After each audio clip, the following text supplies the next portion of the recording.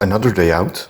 Since autumn has come very early this year, actually changing from the poor summer we had to autumn in one day. So we took advantage of this lovely sunny summer day to visit Nally's parrot rescue in Oedelem near Bruges in Belgium. At Antwerp station, Timo, Sam and I took the train from Antwerp to Bruges and from there on by bus to Oedelem, which took us only approximately 15 minutes. And fortunately, the bus stop was right at the entrance of the parrot shelter. I'll put the website and contact info down in the description below. You'll also find a list there with all the parrots, lorikeets and parakeets that are shown in this video. After paying a small entrance fee, we entered the rescue center through the cafeteria and then went on to Mundo Tropical, the large greenhouse where all the permanent residents reside. Upon entering, you can buy a cup of pine nuts to feed to the tame parrots. And as most other visitors, of course, we did too. So let's see which colorful parrots have found a permanent living space at the rescue. In the first aviary, a small group of Senegal parrots found their home. This is a lovely small African species that can be found all over Central Africa, and they have a very playful and gentle character. I immediately felt at home because I used to breed these parrots in the past and was fortunate enough to see them in the wild in the Gambia.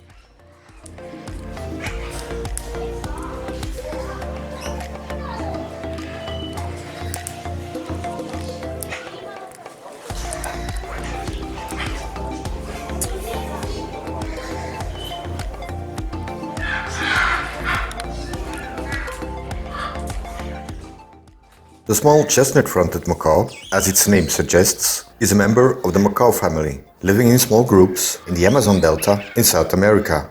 A very cute and small parrot, but what people don't realize is just like the large macaws, they have a loud voice. And the same goes for the next shown dwarf macaw in the adjoining aviary. Something many people certainly don't realize when they bring a parrot into their homes is their natural voice, but also the attention they need. I always say, bringing a young parrot into your home is taking care of a toddler, and this for many years. Their lifespan can go from 5 years for the smaller species to over 45 years for larger parrots and macaws. They also need specific care and nutritional needs depending on the species you keep, and simply a bowl of sunflower seeds won't keep them healthy.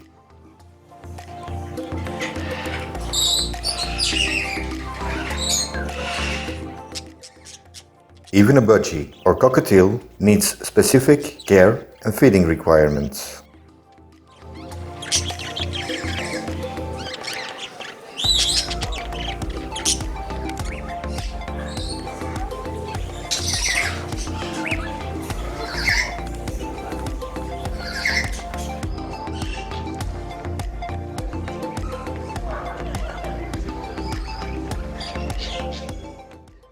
Another species I used to breed, the lesser Vasa parrot.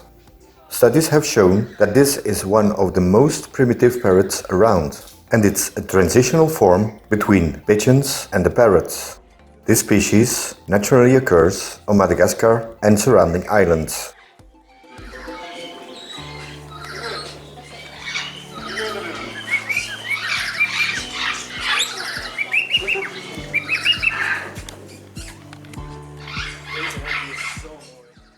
Originating from Asia is the wonderful citron or orange-crested cockatoo. Normally they are white with an orange crest, but due to a lymph node abnormality, this bird has deep yellow feathers. And when you look closely, you'll see that most, if not all, feathers are very deformed.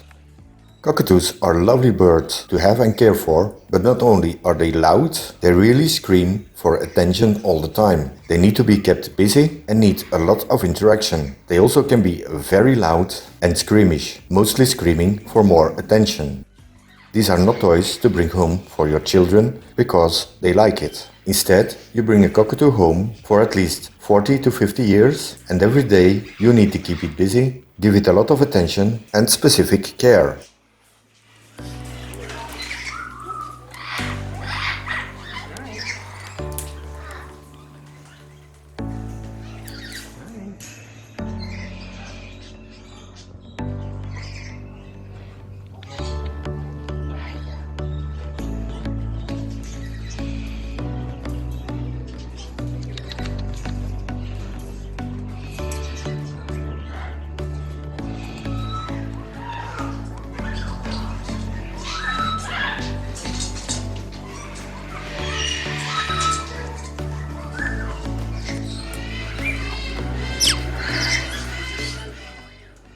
One of my favorite small parrots is a black-headed Caique, a small colorful parrot originating from South America. This also is one of the species I used to breed, and although this species is said to have a maximum lifespan of 25 years, my breeding pair left me for a better place at the age of 35. These are very beautiful, colorful and very playful birds, but originating from the Amazon forests, they can be very squeamish. Their natural diet consists of seeds, fruits and a small amount of nectar.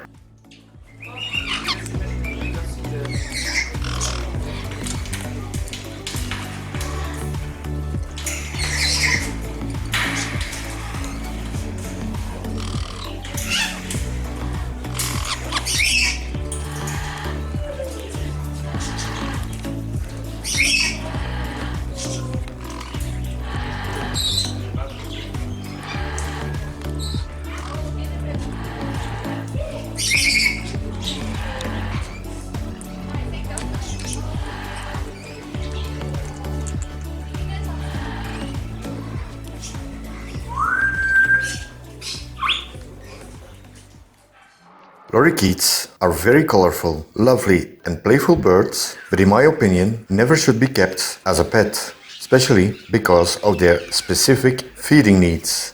In nature, they almost solely feed on nectar and soft fruits and should never be fed dried seeds. Because of these specific food needs, they also defecate a sticky, watery substance, and this goes everywhere. So you will always be cleaning up after them, not only where they are, but 2 or 3 meters away from them to where they have been spritzing.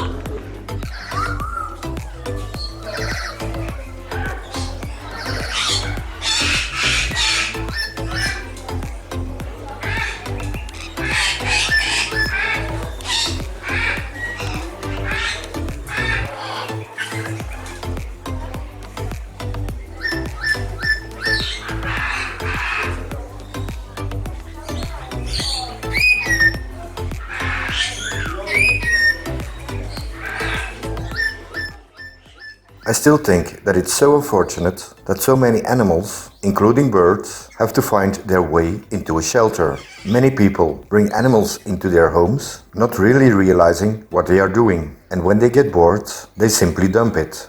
If you decide to have a child and get bored of it or can't handle it, you don't throw it out or dump it, do you? African grey parrots, originating from a large part of Africa and mainly Central Africa, are beautiful parrots, although they are dull-colored with a bright red tail and known as the best speakers or imitators of the human voice and other noises, naturally live in groups in and around the tropical rainforests of Africa and don't adjust well to living in a small cage. They used to be exported by the thousands and now they are critically endangered in many areas. Not only because the export from wild-caught birds, but also due to habitat destruction and capture to be sold as bushmeat. I've kept and bred many of these in the past, but unless they are hand-reared, I don't think they are suited to live in a home environment.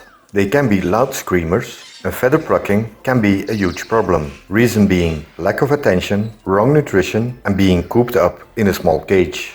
These parrots can easily live up to 45 years or more. Over the years, I had many African greys brought to me and most of them suffered psychological problems and it was always a challenge to introduce them into a group. Specializing in African parrot species, these were always the most difficult ones to adjust to captivity, especially the wild ones that had been cooped up for many years in small cages.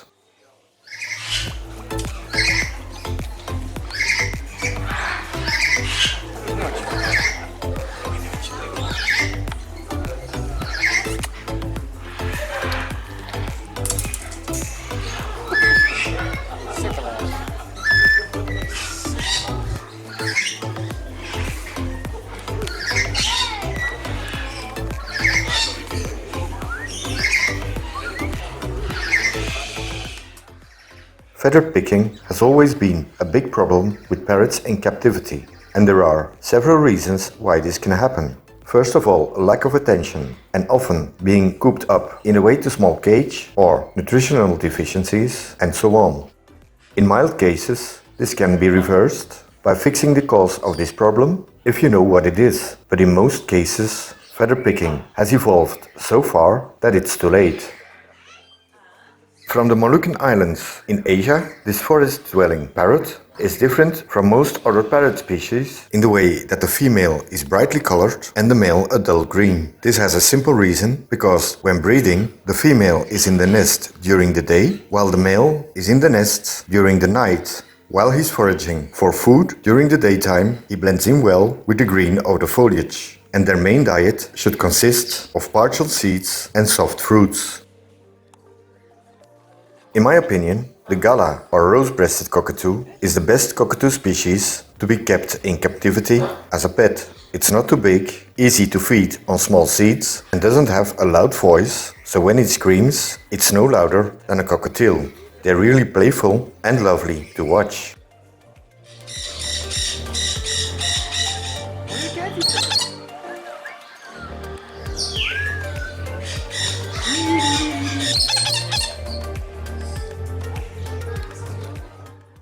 The largest and most colorful parrots in the world certainly are the macaws. They are social, intelligent, and impressive to see. However, keeping one or more as a pet, one needs to keep in mind that these birds too need a lot of attention, have strong and very powerful beaks, and if they want, they can easily snap or pinch off part of your fingers, especially those of a child, and on top of that, they have a very loud voice that can irritate your neighbors.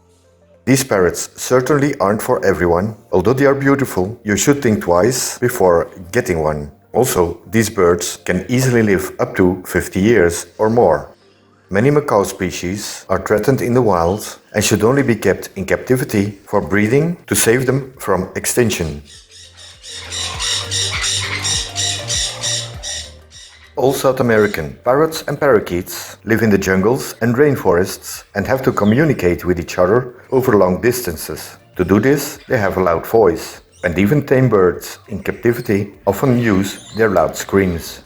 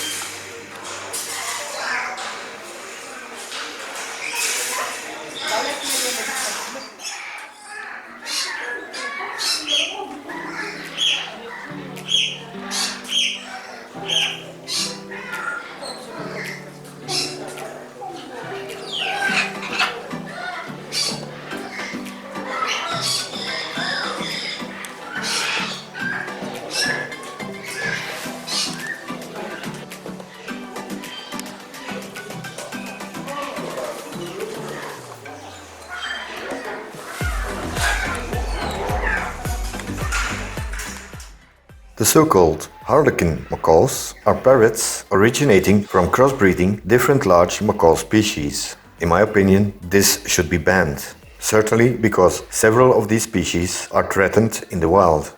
In the USA, breeders are constantly crossbreeding these species to create more colorful and bright-colored macaws.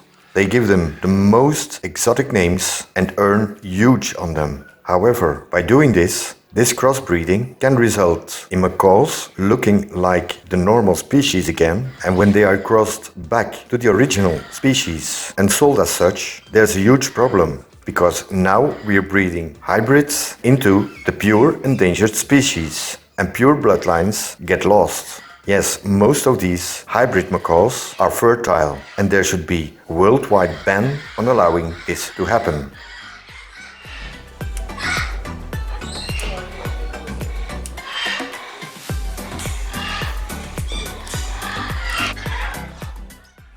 Another small, lovely African species that I used to breed, the red-fronted or Congo parrot. When hand-raised, they are wonderful pets and not squeamish at all.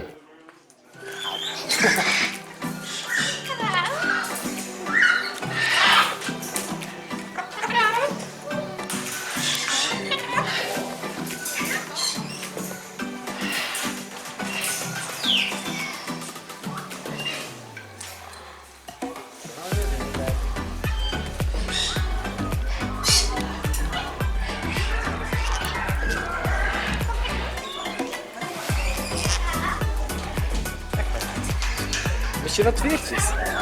Mis jij wat veertjes?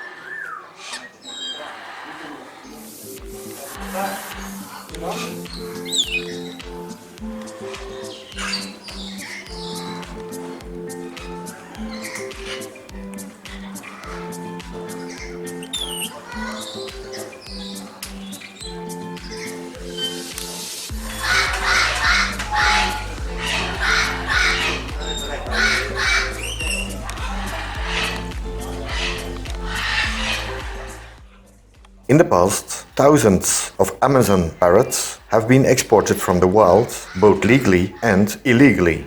These can be wonderful pets when hand-raised, not when taken from the wild. They are known to be good mimickers of the human voice, they're smart, they can learn parts of songs, but also can be very loud and squeamish. They need to be kept busy, entertained, and need to be housed in a large cage to feel comfortable. Their diet consists of seeds, fruits, and greens in nature.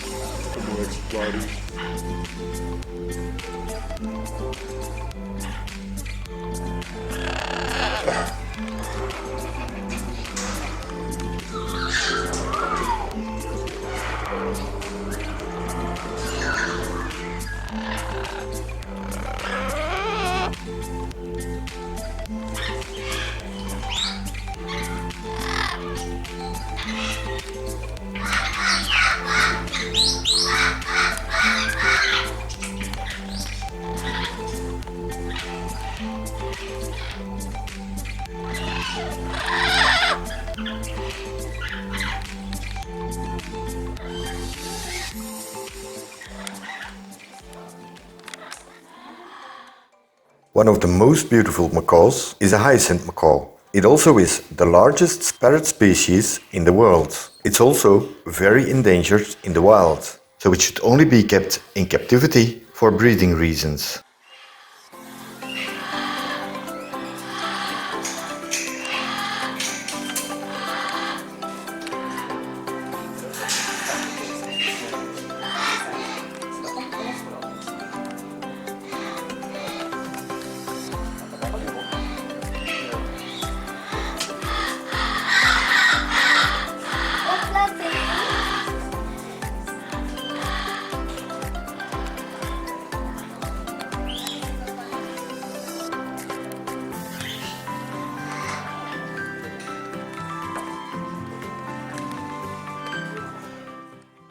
This parrot rescue left a nice impression. The parrots are all being taken care of very well. Although the aviaries are simple builds, the birds seem to thrive in them. All the birds you've seen are permanent residents and not up for adoption, but those that are cared for in the same way.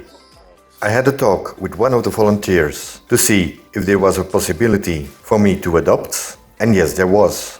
After a short talk, we went into the area where the birds up for adoption are kept, and I had the chance to meet one of the possible candidates. So maybe there might be a new addition to accompany my macaw.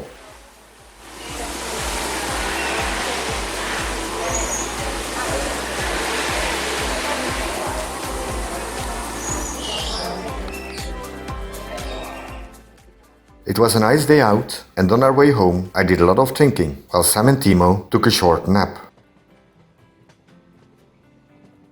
But in the end, I came home, let Siddhartha, my pet macaw, out of his cage, and we spent another lovely evening together, enjoying my pet companion.